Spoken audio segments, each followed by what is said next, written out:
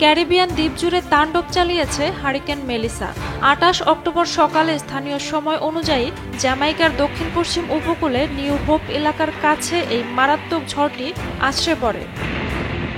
ঘণ্টায় প্রায় 300 কিলোমিটার বেগে বইতে থাকা বাতাসে মুহূর্তেই ধ্বংসস্তূপে পরিণত হয় একাধিক জেলা।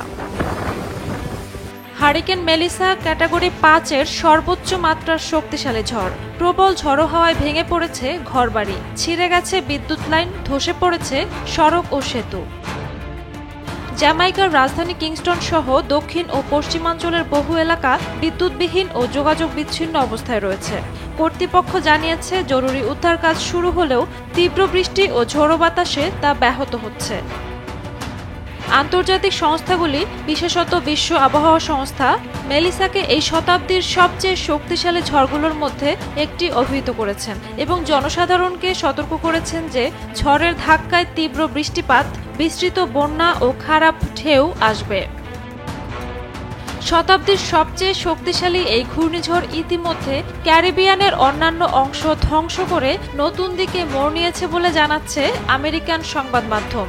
ঘূর্ণিঝড়টি কিউবার দিকে এগোচ্ছে, তাতে ঝড়ের গতি আরও বাড়ার আশঙ্কা রয়েছে। ক্ষয়ক্ষতি ও ধ্বংসযজ্ঞ কতটা চলবে তাও ধারণা করা কঠিন।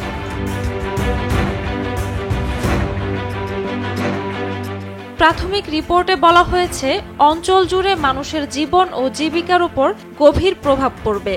উদ্ধার ও মানবিক সহায়তা চালু হয়েছে, কিন্তু বিশাল পরিমাণ অবকাঠামো পুনরুদ্ধার ও ত্রাণ প্রয়াস লাগবে।